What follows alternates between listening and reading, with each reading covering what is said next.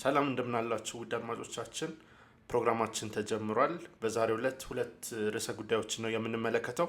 የጄደን ሳንቾን ጉዳይና የየርገን ክሎፕን ጉዳይ እንመለከታለን። ከጄደን ሳንቾ እንጀምራለን። ጄደን ሳንቾ ወደ ቦሩሲያ ዶርትመንድ ለሶስተኛ ጊዜ ሊመለስ ነው የሚሉ መረጃዎች እየወጡ ይገኛሉ። በአሁኑ ሰዓት በአስቶን ቪላ ውሰት ውል ላይ የሚገኘው ጄደን ሳንቾ ከማንቸስተር ዩናይትድ ጋር ያለው ስምምነት በሰኔ ወር 2026 ላይ ያበቃል። ከዛ በኋላ ምንም እንኳን ማንቸስተር ዩናይትድ ውሉን በአንድ ዓመት የማራዘም ኦፕሽን ቢኖረውም ነገር ግን ያንን እንደማይወስድ ተነግሯል። ስለዚህ ጄደን ሳንቾ ማንቸስተር ዩናይትድን እንደሚለቅ ነው እየተነገረ የሚገኘው። ከፈላጊ ክለቦች መካከል ደግሞ ዋነኛው በአሁኑ ሰዓት ቦሩሲያ ዶርትመንድ መሆኑ ታውቋል። ቦሩሲያ ዶርትመንድ በተለይ ፕሬዚዳንቱ አንሲ ዮአኪም ቫትስከ በጣም የጄደን ሳንቾ አድናቂ እንደሆኑ ይነገራል። ልጁን ይፈልጉታል እና ስለዚህ ወደ ቦሩሲያ ዶርትመንድ በድጋሚ ማምራቱ እውን ይሆናል እየተባለ ይገኛል። ጄደን ሳንቾ እስካሁን በነበረው ሁለት የዶርትመንድ ቆይታዎች ጠንካራ ፉክክር ብቃትን ማሳየት ችሎ ነበረ። በእነዚህ ብቃቶቹ ምክንያት በጣም ሲወደስ ወደ ማንቸስተር ዩናይትድ የሚያደረገው የከፍተኛ ገንዘብ ዝውውርም የመጣው ቦሩሲያ ዶርትመንድ ከ2017 እስከ 2021 ድረስ ባሳያቸው ድንቅ ብቃቶቹ ምክንያት ነበረ። ነገር ግን ማንቸስተር ዩናይትድ ከመጣ በኋላ ነገሮች እንዳሰበው አልሆኑለትም። የተወሰኑ ጥሩ እንቅስቃሴዎች ያሳየባቸው ሲዝኖች ነበሩ። ነገር ግን በአጠቃላይ እንደ ድምር ሲታይ ከባድ የሚባል ጊዜ ነበር በማንቸስተር ዩናይትድ ያሳለፈው። በተለይ ደግሞ ከአሰልጣኝ ኤሪክ ቴን ሃግ ጋር ካለመስማማቱ የተነሳ ከፍተኛ የሆነ ውዝግብ ውስጥ ገብቶ ነበር። ቡድኑ ጋር እንዳይጫወት ለግማሽ የውድድር ዘመን ታግዶ ነበር። ከዛ በኋላ ለግማሽ የውድድር ዘመን ከታገደ በኋላ ደግሞ 2024 ላይ ጃንዋሪ ላይ ማለት ነው ወደ ቦሩሲያ ዶርትመንድ አምርቶ እስከ ቻምፒዮንስ ሊግ ፍጻሜ ድረስ ከቡድኑ ጋር መጓዝ ችሎ ነበር። በ2024-25 የውድድር ዘመን ቆይታውን ያደረገው በቼልሲ ነበረ። ቼልሲ በውሰት ተጫውቶ ጥሩ እንቅስቃሴ አሳይቶ ነበር። ኮንፈረንስ ሊግን ከቡድኑ ጋር ማሸነፍ ችሎ ነበር። ነገር ግን ቼልሲዎች የእሱን ማቆየት በቋሚነት አልፈለጉም። ምክንያቱም የሚጠይቀው ደሞዝ ከፍተኛ ስለነበር ማለት ነው። ስለዚህ ወደ ማንቸስተር ዩናይትድ ተመለሰ። ድጋሚ የውሰት እድሎችን እየተሞከረለት ቆየ። ብዙ የውሰት እድሎችን እምቢ ካለ በኋላ በስተመጨረሻ ማረፊያውን አስቶን ቪላ አድርጎ የዘንድሮን የ2025-26 የውድድር ዘመን በአስቶን ቪላ ቆይታ አድርጎ ነበር። አንድ ግብ ብቻ ነው በዘንድሮ የውድድር ዘመን ለአስቶን ቪላ ያስቆጠረው። ነገር ግን በአንዳንድ ጨዋታዎች ያሳየው ብቃት ጥሩ ነው የሚሉ ሰዎች አሉ። በተለይ በቅርብ ሳምንታት እያሳየ ያለው ብቃት ጥሩ ነው የሚሉ ሰዎች አሉ እና ቋሚ የሆነ እድል አላገኘም። በጣም ከተጠባባቂ ወንበር ነው በአብዛኛው እየተጫወተ የሚገኘው። ስለዚህ ሪስትሪክትድ የሆነ እድል ነበር ሲያገኝ የነበረው እና ሙሉ በሙሉ ብቃቱን ለማሳየት ኮንሲስተንት የሆነ ፐርፎርማንስን ለረጅም ጊዜ ለማሳየት ወጥ የሆነ አቋምን ለማሳየት እድልን አላገኘም ነበረ። ነገር ግን አሁን ቀስ በቀስ ወደ ብቃቱ እየመጣ ያለ ይመስላል። ለቦሩሲያ ዶርትመንድ ደግሞ ይሄ መልካም ዜና ነው። በጣም ክሬቲቭ የሆኑ ዊንገሮች ያስፈልጓቸዋል። ከአዲኤሚ ውጪ ይሄ ነው የሚባል የሚጠቀስ ተጫዋች የለም። እርግጥ ነው ማክሲ ቤየር ከሆፈንሃይም ከመጣ በኋላ ጥሩ እንቅስቃሴን እያሳየ ይገኛል። ግቦችን ያስቆጥራል። ነገር ግን በሚፈለገው ደረጃ ነው ወይ የሚባለው ጥያቄ የሚያስነሳ ነገር ነው። ከዛ በኋላ ዶርናቬል በውሰት ተሰጥቷል። ስለዚህ በአጠቃላይ ቦሩሲያ ዶርትመንድ ክሬቲቭ የሚባል ዊንገር ያስፈልጋቸዋል።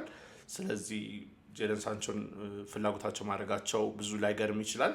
ነገር ግን ለሶስተኛ ጊዜ በድጋሚ እሱን ማምጣታቸው ሌሎች ተጫዋቾች ያሉ ሁልጊዜ ጄደን ሳንቾ ላይ ማተኮራቸው እሱ በተወሰነ መንገድ ደጋፊዎች ዘንድ ጥያቄን እያስነሳ ይገኛል። ነገር ግን አብዛኛው የቦሩሲያ ዶርትመንድ ደጋፊዎችም ተጫዋቾችም አሰልጣኝም ሆኑ የአሰራሩ ላይ ያሉ ሰዎች በአጠቃላይ ለጄደን ሳንቾ ያላቸው አመለካከት በጣም ጥሩ የሚባል ነው እና ጄደን ሳንቾ በከፍተኛ ደረጃ በድጋሚ ልናይበት የምንችለው እድል ሰፊ ነው። በቦሩሲያ ዶርትመንድ ብቃቱን እያሳየ የሚቀጥልበት። ስለዚህ ወደዛ ያመራል የሚለው ነው የመጀመሪያው መረጃ። ሁለተኛው መረጃ የሚመለከተው የርገን ክሎፕን ነው። የርገን ክሎፕ እንግዲህ በአሁኑ ሰዓት በላይፕዚግ የግሎባል ሶከር ሄድ ሆኖ እየሰሩ ነው የሚገኙት። የተለያዩ በሬድቡል ስር ያሉ ክለቦችን ያሉትን ማስተዳደር እና የእግር ኳሳዊ አካሄዳቸውን መገምገም ስራቸው ነው። እንደ አርቢ ላይፕዚግ፣ አርቢ ሳልዝበርግ፣ ኒውዮርክ ሬድ ቡልስ እንደዚሁም ደግሞ ብራዚል ውስጥም እንደዚሁ የሬድ ቡል ክለብ አለና እነዚህን ክለቦች የመምራት ኃላፊነት ነው ያለባቸው። ከአሰልጣኝነት ርቀዋል።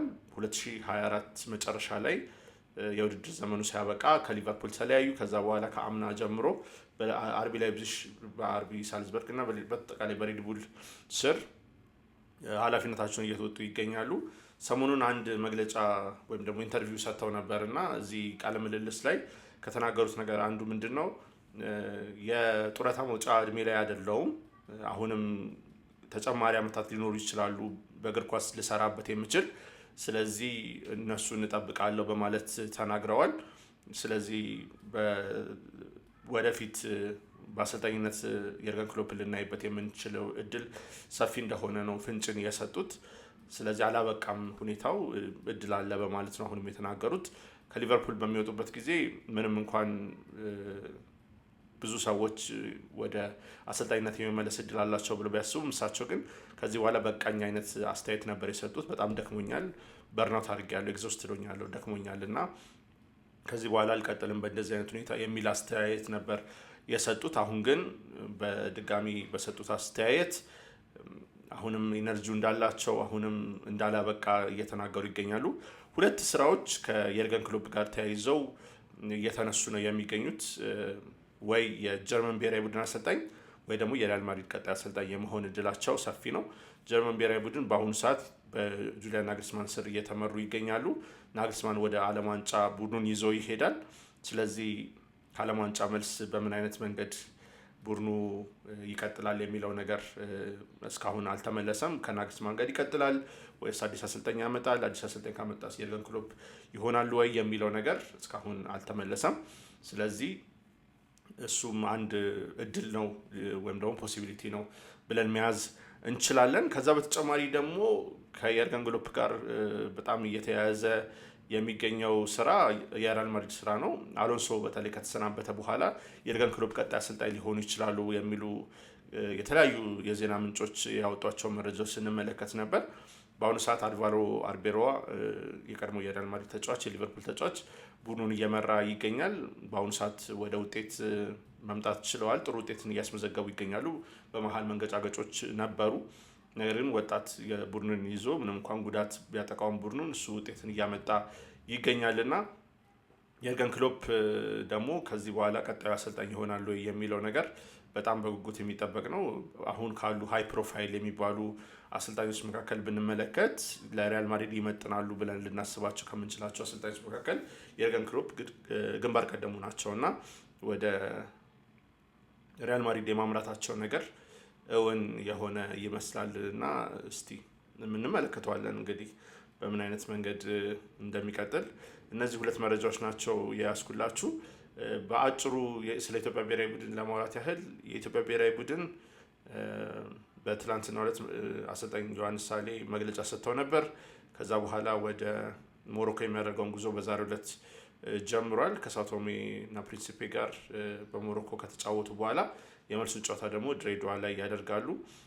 የኢትዮጵያ ብሔራዊ ቡድን አምበል የሆኑ ጋቶ ስፓኖም ከአባቱ የድንገተኛ ህልፈት የተነሳ ከውድድሩ ስብስብ ውጭ ሆኖ ወደ ሞሮኮ አላመራም። በዚህ አጋጣሚ መጽናናትን እንመኛለን ለብሔራዊ ቡድናችን አምበል። ከዛ ውጪ የተሰሙ ሌሎች አዲስ የጉዳት ወይም ደግሞ የቅነሳ ተጫዋቾች የሉም። ሙሉ ቲም ከጋቶ ስፓኖም ውጪ ይዘው ወደ ሞሮኮ አምርተዋል። ለኢትዮጵያ ብሔራዊ ቡድን መልካም እድልን እንመኛለን። ውድ አድማጮቻችን ለዛሬ ያስኩላችሁ መረጃ ይህን ይመስላል። በቀጣይ ደግሞ እስከምንገናኝ መልካም ቆይታ ይሁንላችሁ። ላይክ፣ ኮሜንት እና ሰብስክራይብ ማድረግ አትርሱ። አመሰግናለሁ።